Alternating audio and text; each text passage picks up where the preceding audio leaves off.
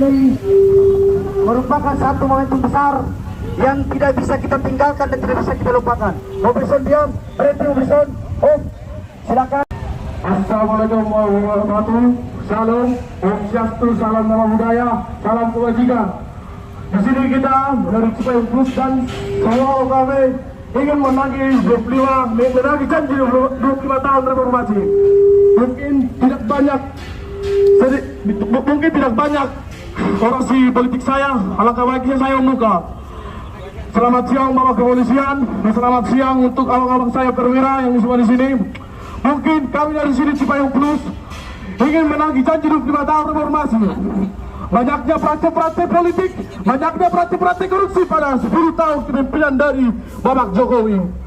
Kita di sini mempunyai analisis dan tinjauan politik yang harus kita tagih pada kepemimpinan 10 tahun kepemimpinan Bapak Jokowi.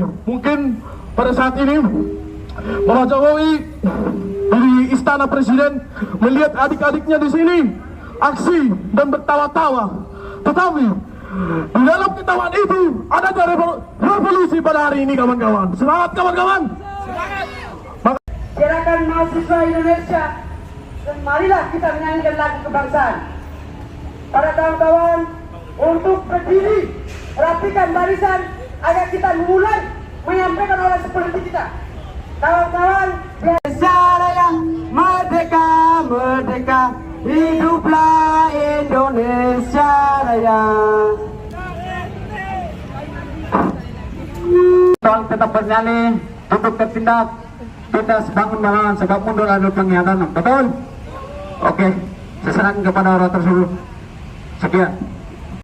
Sebagai makhluk teism, sudah sepatutnya kita mengucapkan syukur atas nikmat kasih yang telah Tuhan anugerahkan kepada kita, sehingga kita pada hari yang berbahagia ini, pada momentum bersejarah ini, kita kemudian dapat hadir di dekat dengan Istana Presiden.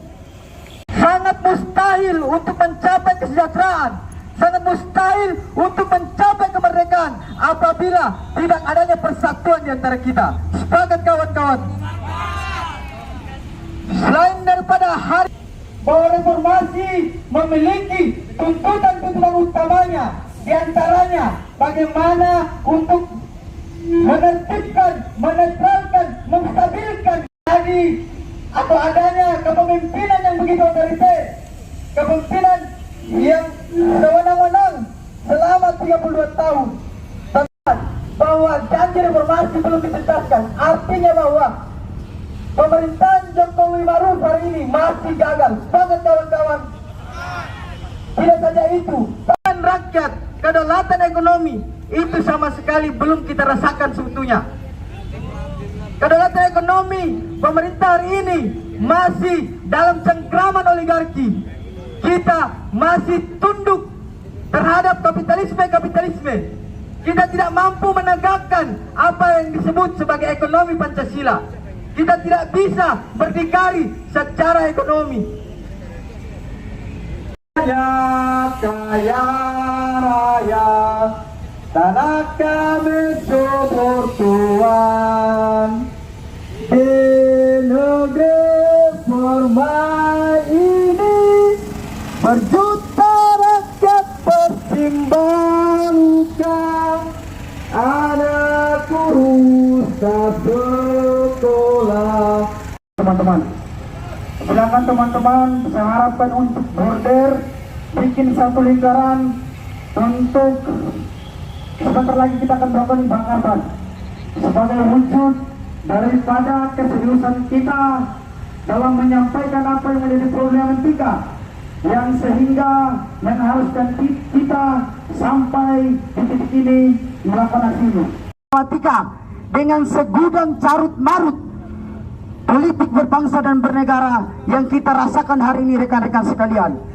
Seperti yang saya sampaikan tadi pada saat orasi dari Mendikbud menuju Istana Negara, bahwa 1-2 hari yang lalu kita dikagetkan dengan kabar-kabar yang saya pikir cukup menggelitik yang lahir dari pemerintah hari ini, rekan-rekan sekalian.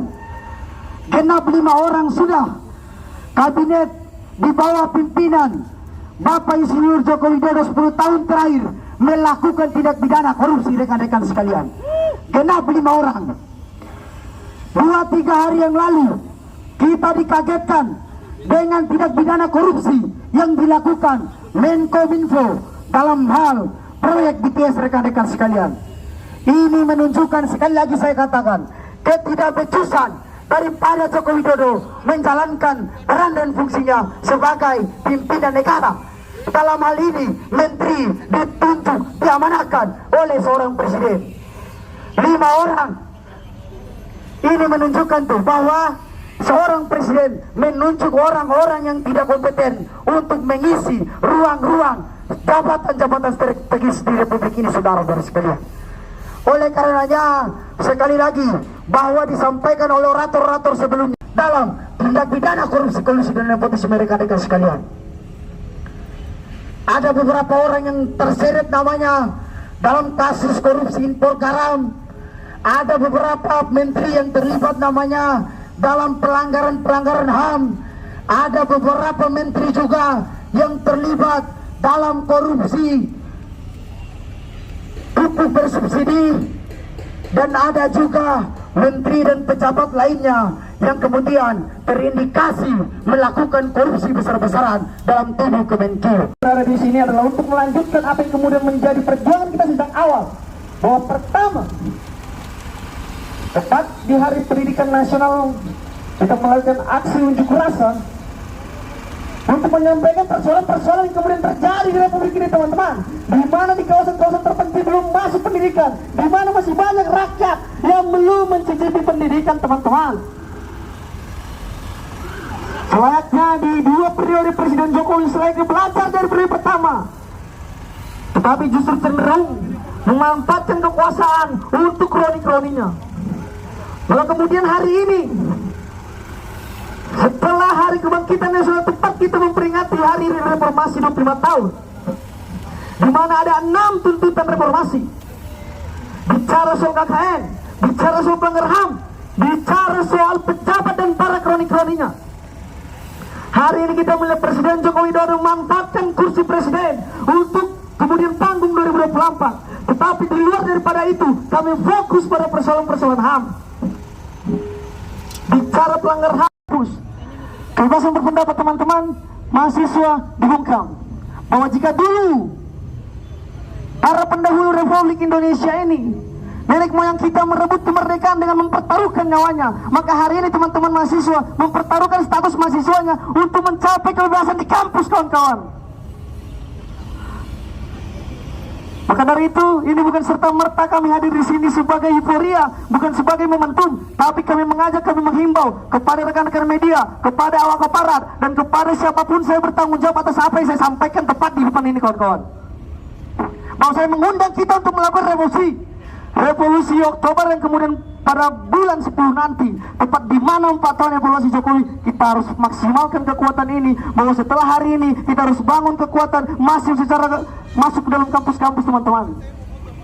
Gagal, apa bentuknya? Masa cuma seperti ini. Itulah jawabannya. Itulah jawabannya. Fenomena ini terjadi, kawan-kawan, di tengah tataran mahasiswa, di tengah tataran aktivis 98 pun terjadi hari ini, kawan-kawan. Polarisasi dimainkan rejim terjadi, kawan-kawan. Semua aktivis 98 hari ini berada di hotel, semua kawan-kawan. Diklaim mereka lah aktivis, diklaim mereka lah yang mengungkap negara hari ini. Apa buktinya, kawan-kawan? Apa buktinya reformasi?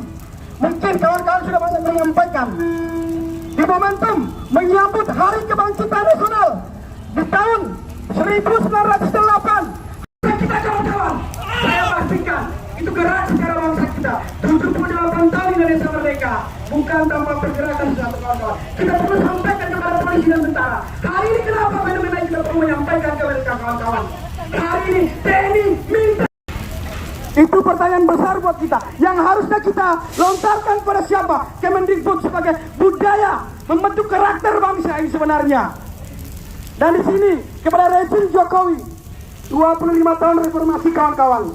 Memang situasi rakyat sangat dibingungkan. Rakyat ibaratkan seperti apa, kawan-kawan? Ibaratkan seperti kondom sebenarnya. Ketika 5 tahun pemilu habis dipakai dibuang. Itu rakyat sebenarnya, itu demokrasi politik yang kita harapkan. Itulah buat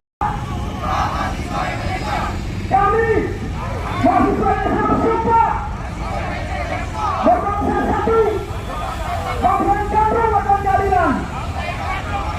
Sumpah mahasiswa Indonesia. Satukan kekuatan.